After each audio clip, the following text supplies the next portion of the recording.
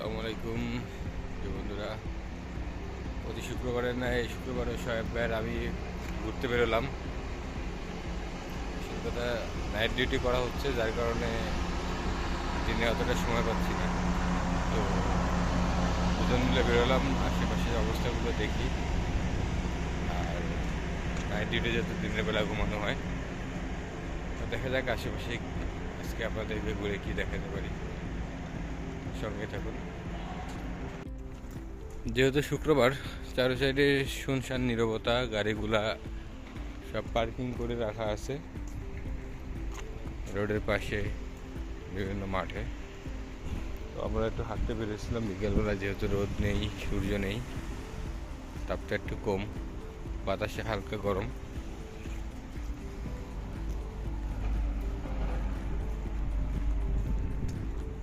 গাড়িগুলো এগুলো হচ্ছে বালু পাথর নেওয়ার জন্য এই গাড়িগুলো ব্যবহার করা হয়।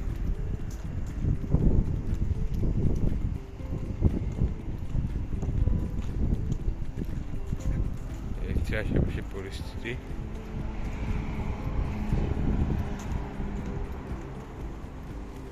এটা ধরতে গেলে শহরের ভিতরে একটু সাইড, শহর থেকে একটু সাইডে, কিন্তু গ্রামের ভিতরেই, গ্রামে বলা যায় রেস্তোরাঁ এরিয়া।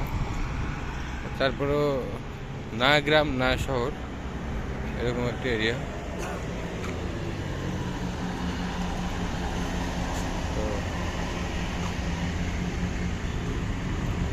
ভাই, কয়দিন গেল আপনার ছবিতে? 3 মাস পূর্ণ হয়ে যাচ্ছে। মাশাআল্লাহ। তো কেমন লাগছে সৌদি, তাই বলো?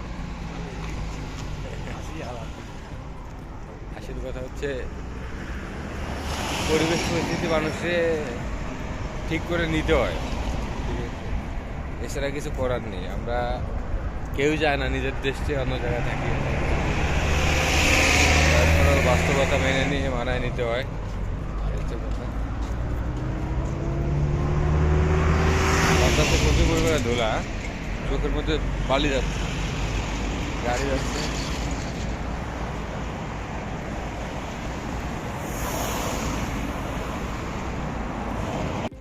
পরিবেশটা বেশ সুন্দর লাগছে। এখানে অনেকগুলো বিল্ডিং কনস্ট্রাকশনের কাজ চলতেছে। এখানে বিল্ডিং করতে বেশি দিন লাগে না, কারণ সব ব্লক, আমাদের দেশে ইটের কোনো ইউজ নেই। ব্লক এবং স্ট্রাকচার করে পরে গেঁথে দেওয়া হয়, এই জন্য অনেক দ্রুত কাজগুলো হয়ে যায়। আর জেনে রাখা ভালো, এখানে সর্বোচ্চ বিল্ডিং উঠবে 4 তলা। দেখেন এখানে 1 2 3 4 তলা পর্যন্ত বিল্ডিং আছে। আর 4 তলার উপরে কোনো বিল্ডিং করতে পারবে না। শুধুমাত্র সরকারি কিছু কাজ বা সরকারি কিছু বিল্ডিং, এগুলাই আপনার অনেক বেশি উপরে করা হয়, যেটা রিয়াদের মধ্যে বাথা এরিয়াতে আছে, যেটা সরকারি কাজগুলো, এগুলো অনেক উঁচু উঁচু বিল্ডিং। এছাড়া পার্সোনাল কেউ 4 তলার উপরে করতে পারে না। এই জন্য যতগুলো বিল্ডিং দেখবেন সবগুলো 4 তলা, সবগুলো 4 তলা। কনস্ট্রাকশনের যে কাজগুলো হচ্ছে এগুলো 4 তলা।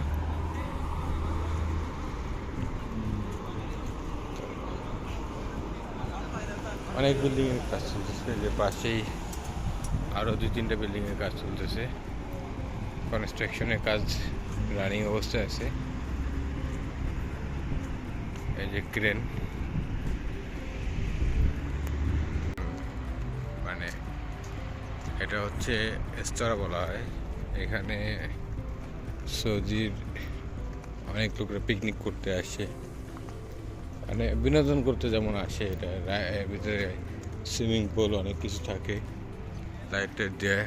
এর ভিতরে মানুষ বিনোদনের জন্য আসে। অনেক সময় সুদানি, ইয়েমেনি, ইন্ডিয়ান, পাকিস্তানি, বাঙালি অনেকেই ভাড়া নেয় এটা।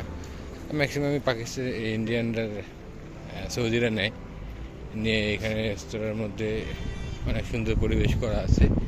এখানে এসে তারা পিকনিকের মতন করে আর কি, যে খাসি টাসি মেরে আস্ত খাসি পোড়ায় খাবে, সুইমিং পুলে নামবে, এটা করবে ওইটা করবে। এগুলো বেশিরভাগ এর ভিতরে করা হয়। রেস্তোরাঁটা হচ্ছে এটার ভিতরে যেহেতু অনুমতি নিয়ে আমি আপনাদেরকে দেখাতে পারতেছি না।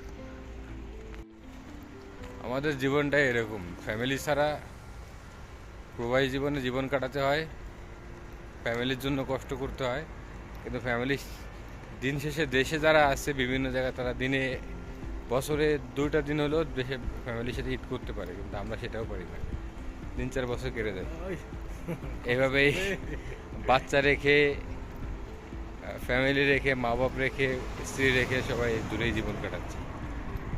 প্রবাসীদের দুঃখ অনেকেই বুঝে, কিন্তু ক্ষণিকের মোহ, যখন সামনে আসে তখন খুব কষ্ট লাগে, চলে গেলে আবার সবই ঠিক হয়ে যায়। কিন্তু আসল কথা, এই দেশের চালিকা শক্তির অর্থনীতির একটা বড় অংশে প্রবাসীর অবদান রয়েছে, যারা রেমিটেন্স পাঠাচ্ছে, দেশের অর্থনীতিকে শক্ত করতেছে। তো প্রবাসীদের সবাই সাপোর্ট দেন, সেটাই আপনাদের জন্য, আমাদের জন্য, সকলের জন্য যেটা একটা ভালো দিক হবে। এখানে একটা কাঁচা বাজার বসে প্রত্যেকদিন বিকেলে, কিন্তু এটা অবৈধ। যেটা বসে আবার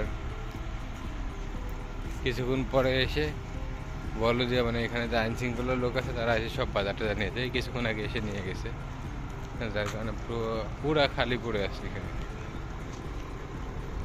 সব নিয়ে চলে গেছে ওরা। এই হচ্ছে অবস্থা।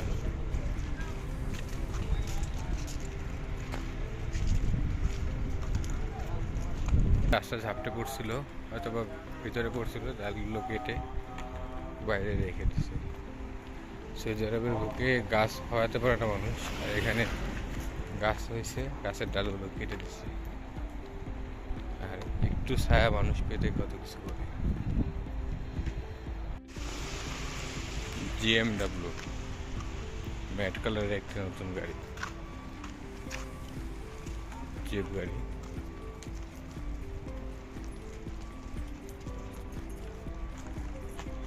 তো আজ এ পর্যন্তই, সংক্ষিপ্ত আকারে ভিডিওটা করলাম, যেহেতু একটু সন্ধ্যা হয়ে গেছে আমাদের বেরোতে বেরোতে। তো আল্লাহ হাফেজ সবাই।